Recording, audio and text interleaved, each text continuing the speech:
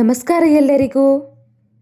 ಖಾರವಾದ ಪಲ್ಯ ತಿಂದರೆ ಎದೆ ಉರಿ ಅಥವಾ ಆ್ಯಸಿಡಿಟಿ ಆಗುತ್ತೆ ಅಂತ ಭಯಾನ? ಅಥವಾ ರಾತ್ರಿ ಕಾಳು ನೆನೆಸೋಕೆ ಮರೆತು ಹೋಯ್ತಾ? ಚಿಂತೆ ಬೇಡ. ಈ ಎರಡಕ್ಕೂ ಸೂಪರ್ ಸೀಕ್ರೆಟ್ ಟ್ರಿಕ್ಸ್ ಜೊತೆಗೆ ಗ್ರೇವಿ ನೀರಾಗದೆ ಹೋಟೆಲ್ ಥರ ಗಟ್ಟಿಯಾಗಿ ಸೂಪರ್ ಟೇಸ್ಟಿಯಾಗಿ ಬರೋ ಕೆಂಪು ಅಲಸಂದೆ ಕಾಳು ಪಲ್ಯ ಮಾಡೋದು ಹೇಗಂತ ಇವತ್ತು ನೋಡ್ಲಿಕ್ಕಿದ್ದೀವಿ. ವಿಡಿಯೋ ಸ್ಕಿಪ್ ಮಾಡದೆ ಕೊನೆವರೆಗೆ ನೋಡಿ. ಮೊದಲಿಗೆ ನಾನು ಕೆಂಪು ಅಲಸಂದೆ ಕಾಳನ್ನು ರಾತ್ರಿ ಇಡೀ ನೆನೆಸಿಟ್ಟಿದ್ದೆ.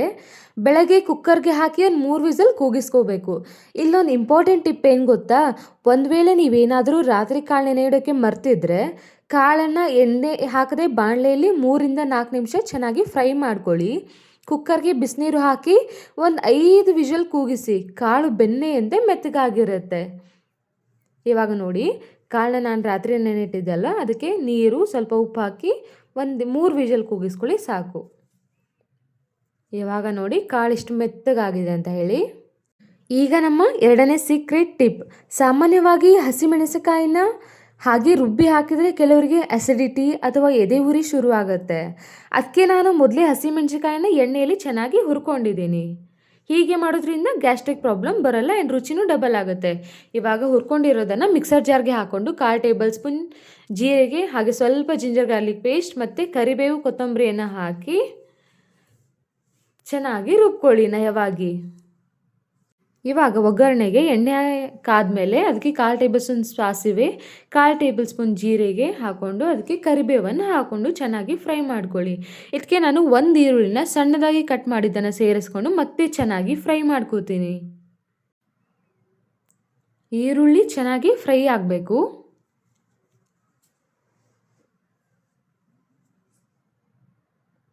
ನೋಡಿ ಚೆನ್ನಾಗಿ ಫ್ರೈ ಆಗ್ತಾ ಇದೆ. ಇದಕ್ಕೆ ನಾನು ರುಬ್ಕೊಂಡಿರೋ ಮಸಾಲಾನ ಹಾಕೋತಾ ಇದ್ದೀನಿ. ಹಸಿ ವಾಸನೆ ಹೋಗೋವರೆಗೂ ಚೆನ್ನಾಗಿ ಫ್ರೈ ಮಾಡ್ಕೊಳ್ಳಿ. ಮೊದಲೇ ನಾನು ಗ್ರೀನ್ ಚಿಲ್ಲಿನ ಹುರ್ಕೊಂಡು ಇಟ್ಕೊಂಡಿದ್ದೆ, ಬಟ್ ಕೊತ್ತಂಬರಿ ಅದೆಲ್ಲ ಹಸಿ ವಾಸನೆ ಇರುತ್ತೆ ಅಲ್ವಾ, ಅದಕ್ಕೆ ಮತ್ತೆ ಇವಾಗ ಚೆನ್ನಾಗಿ ಹುರ್ಕೊಳ್ಳಿ. ಅದರ ಕಚ್ಚಾ ವಾಸನೆ ಅನ್ನೋದು ಸಂಪೂರ್ಣವಾಗಿ ಹೋಗಬೇಕು.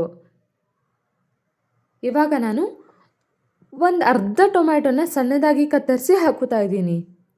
ಇದು ನಾಟಿ ಟೊಮ್ಯಾಟೊ, ಸೊ ಹುಳಿ ಇರುತ್ತಂದೇಳಿ ಅರ್ಧ ಹಾಕ್ಕೊಂಡಿದ್ದೇನೆ ನಾನು.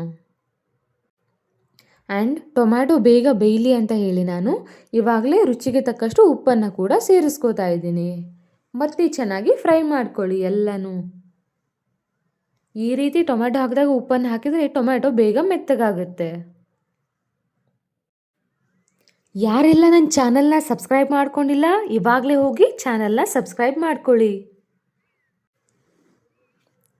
ಇವಾಗ ಇದು ಹಸಿ ವಾಸನೆ ಹೋಗಿ ಮತ್ತು ಟೊಮ್ಯಾಟೊನೂ ಮೆತ್ತಗಾಗ್ತಾ ಇದೆ. ಸ್ವಲ್ಪ ಟೈಮ್ ಹಿಡಿಯುತ್ತೆ. ಇವಾಗ ನಾನು 1/4 ಟೇಬಲ್ ಸ್ಪೂನ್ ಅರಿಶಿಣದ ಪುಡಿಯನ್ನು ಹಾಕ್ಕೊಂಡಿದ್ದೀನಿ. ಮತ್ತು 1/4 ಟೇಬಲ್ ಸ್ಪೂನ್ ಅಲ್ಲ, ಒಂದು ಸ್ವಲ್ಪ ಸಾಕು. ಕಿಚನ್ ಕಿಂಗ್ ಮಸಾಲ ಇದ್ದರೆ ಹಾಕ್ಕೊಳ್ಳಿ, ಇಲ್ಲಾಂದರೆ ಸ್ಕಿಪ್ ಮಾಡ್ಕೋಬೋದು. ಅದ್ರ ಬದಲು ಗರಂ ಮಸಾಲ ಒಂದು ಸ್ವಲ್ಪ ಹಾಕ್ಕೊಂಡ್ರೇನೂ ನಡೆಯುತ್ತೆ. ಕಿಚನ್ ಕಿಂಗ್ ಮಸಾಲ ಅನ್ನೋದು ಆಪ್ಷನಲ್, ಓಕೆನಾ? ಇವಾಗ ಎಲ್ಲನೂ ಚೆನ್ನಾಗಿ ಫ್ರೈ ಮಾಡ್ಕೊಳ್ಳಿ. ಸಣ್ಣ ಉರಿಯಲ್ಲಿಟ್ಟು ಫ್ರೈ ಮಾಡ್ಕೋಬೇಕು, ಇಲ್ಲಾಂದರೆ ಮಸಾಲ ಅನ್ನೋದೆಲ್ಲ ಸೀದ್ ಹೋಗಿಬಿಡುತ್ತೆ. ನಿಮಗೆ ಫ್ರೈ ಮಾಡ್ತಾ ಮಾಡ್ತಾ ಗೊತ್ತಾಗ್ಬಿಡುತ್ತೆ ಹಸಿ ವಾಸನೆ ಹೋದ್ಮೇಲೆ. ಇವಾಗ ನಾನು ಬೇಯಿಸಿಟ್ಕೊಂಡಿರುವಂಥ ಕೆಂಪು ಅಲಸಂದೆ ಕಾಳನ್ನು ಹಾಕೋತಾ ಇದ್ದೀನಿ. ಎಲ್ಲವನ್ನ ಚೆನ್ನಾಗಿ ಮಿಕ್ಸ್ ಮಾಡ್ಕೋಬೇಕು. ನಿಮಗೆ ಕಾಣ್ತಾ ಇದೆ ಅಲ್ವಾ ಮಿಕ್ಸ್ ಮಾಡ್ಕೊಳ್ಳುವಾಗ? ಅದು ಕಾಳು ಒಂದು ಕಡೆ, ನೀರು ಒಂದು ಕಡೆ, ರುಚಿ ಅಷ್ಟು ಚೆನ್ನಾಗಿ ಬರೋದಿಲ್ಲ. ಇದನ್ನು ನೀವು ಚೆನ್ನಾಗಿ ಮಿಕ್ಸ್ ಮಾಡ್ಕೊಳ್ಳಿ. ಆ ಮಸಾಲ ಅನ್ನೋದು ಕೆಂಪು ಅಲಸಂದೆ ಕಾಳಿಗೆಲ್ಲ ಹತ್ಕೋಬೇಕು. ಸ್ವಲ್ಪ ಹೊತ್ತು ಅದನ್ನು ಚೆನ್ನಾಗಿ ಬೇಯಿಸಿ. ಅದು ಚೆನ್ನಾಗಿ ಕುದಿ ಬರಲಿ. ನೋಡಿ ಇವಾಗ ಚೆನ್ನಾಗಿ ಕುದೀತಾ ಇದೆ, ಆದರೂ ನೀರೊಂದು ಕಡೆ ಮತ್ತು ಕಾಳು ಒಂದು ಕಡೆನೇ ಇದೆ. ಇದು ಅದೆರಡು ಸಮವಾಗಿ ಬೇಯಲಿ. ಈಗ ನಾನು ನಿಮಗೆ 3ನೇ ಸೀಕ್ರೆಟ್ ಟ್ರಿಕ್ ಹೇಳ್ಕೊಡ್ತೀನಿ. ನಾನು ಅಲಸಂದೆ ಕಾಳನ್ನ ಸಂಪೂರ್ಣವಾಗಿ ಹಾಕಿರಲಿಲ್ಲ, ಸ್ವಲ್ಪ ಎತ್ತಿಟ್ಕೊಂಡಿದ್ದೆ. ಅದನ್ನು ಇವಾಗ ಮಿಕ್ಸರ್ ಜಾರ್ಗೆ ಹಾಕ್ಕೊಂಡು ಚೆನ್ನಾಗಿ ಪೇಸ್ಟ್ ಮಾಡ್ಕೊಳ್ಳಿ. ಅದನ್ನು ಸ್ವಲ್ಪ ನುಣ್ಣಗೆ ರುಬ್ಕೊಳ್ಳಿ. ಈ ಪೇಸ್ಟನ್ನು ಇವಾಗ ಪಲ್ಯಕ್ಕೆ ಹಾಕಿ ಮಿಕ್ಸ್ ಮಾಡ್ಕೊಳ್ಳಿ.